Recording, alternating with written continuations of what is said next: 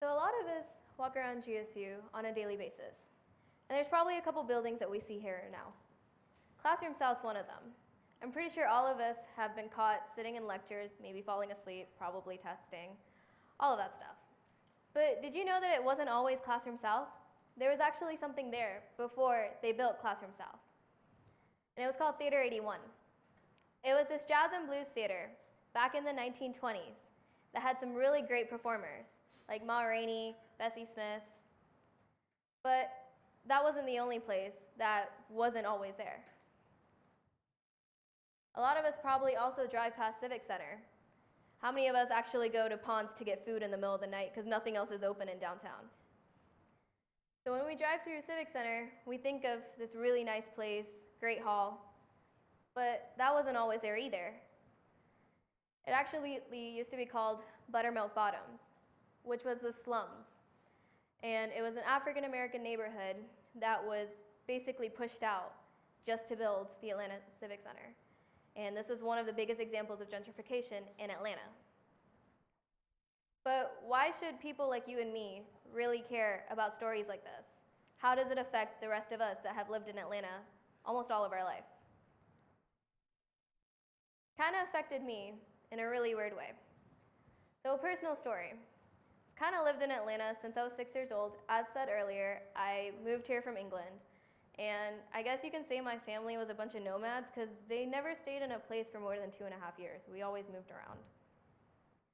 But a lot of my life, I never really was able to say, wow, I'm from Atlanta. I felt really proud to actually live in Atlanta because I kind of always liked England. You know, being from England's kind of cool. So every time someone asks me, where are you from? I would just say England, even though I don't have the accent. So people start questioning me, of course. But there was never a time where I'd actually walk down the streets and say, hey, you know what? I'm from Atlanta, and I'm proud to be from Atlanta. And why should I say that? Because we walk through Atlanta, and all I see is new buildings and parking decks. Like, do we need any more parking decks? There's like 1 million parking lots, and yet we still have parking issues. What's up with that? They need to really work on that. But at the same time, when I walk through, there's no history behind it. I can't walk through Atlanta and say, wow, it's like New York or Chicago or Paris or London. There's not that sense of pride that you see any New Yorker or anyone from Paris or London where they actually say, I'm from this city, and I'm proud to be from the city because there's so much rich history there. So how can I actually relive the history in Atlanta? Because if you actually research, it's really interesting. And there should be a way for me to be actually able to go back into the 20s or the 30s or onwards and actually see what Atlanta was like. Surprisingly, there is a way, because technology is kind of cool today. And that way is virtual reality. You can create virtual environments, and you can actually wear an Oculus Rift, which is the new big thing, and walk around and be a part of this environment and feel what it would feel like to be in the 20s or the 30s. And actually be able to walk around and touch Atlanta, how it was like back in the day. So here's a small example of how we can do that.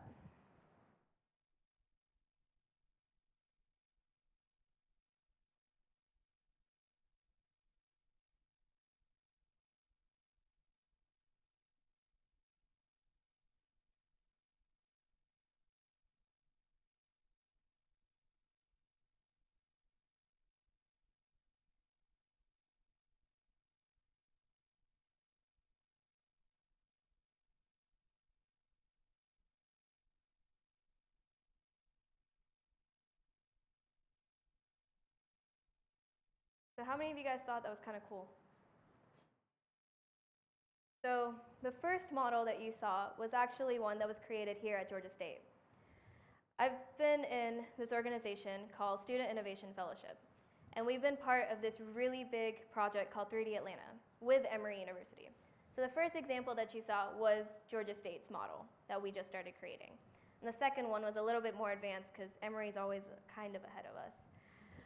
But we're catching up. We kind of just joined this project recently, so that's why our model is not as advanced. But this project is pretty cool. And it all started as a simple research project of trying to relive Atlanta's history.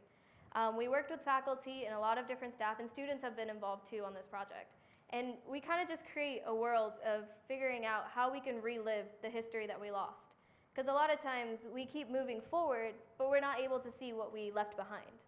So this is kind of a way where we're able to see what inherently we left behind and see what Atlanta actually has. There is a lot of work that comes to making these cool building blocks, is what we call them, because this model isn't easy to make. I wish I could make it. I'm not that talented yet. But here's the first step where we start. This is a really old tax map from 1936, and there is a number of them. We take maps like these, and we kind of integrate them with a map of Atlanta today. So by taking maps like these, we're able to see where different places were from back in the day and where they stand today.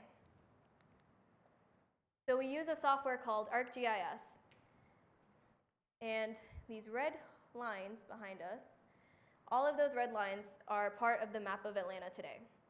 So what we do is we find points that match up with those lines, and we basically try to stitch the two pictures together.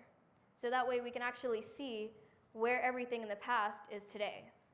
And this plays a big role in helping us figure out where all this research that we do gather about Atlanta, where it actually is today. So then we find all this beautiful research and all these pictures, and there's lots of hours dedicated to finding stuff like this. But now we're able to see where exactly everything is today from when it was before. Because a lot of streets today wasn't always the same street as it was before. For example, Peachtree Street wasn't always Peachtree Street. It was actually called Whitehall Street, but not many people know that. So then we take all that information in that database and we put it into a map like this. And this is the map that basically bridges the gap between the research team that we have and the modeling team that we have. So we take all this research and all this data and we put them into points onto a map, so that way all those maps are able to be drafted by our modeling team. So then they can build the building blocks of the places necessary. So if they want to make a block of Auburn Avenue, they actually know of pictures of how Auburn Avenue looked back in the day, and then they're able to create their building blocks. So why is this kind of important? Well, this is just a new form of learning, and that's how Georgia State took this project as an approach of a new method to learn. Because we have the traditional learning methods, and yeah, we can probably sit in a classroom and study Atlanta and read textbooks, but how many of us really want to do that? Would you rather actually sit and listen and read textbooks, or do you want to kind of play like a video game and actually explore what it's like? I mean, I kind of like video games, so I prefer exploring it. But VR is a big thing, and virtual reality may actually be the future, because it's just changing traditional learning methods. And it's actually shown that 90% of what people have learned after 2 weeks is basically what is stimulated with their brain, since they're actually able to work with something. So a lot of times when we read things or if we hear things, we don't retain it as much. However, when we're actually actively doing something, we tend to retain it a lot more. So it kind of strengthens the mind in a way. But virtual reality is just being applied to this project. But you can apply it to so many different concepts just to get your point across and how things are being said or how concepts are being told. So this is just one example of how we've been using virtual reality here at Georgia State. Thank you.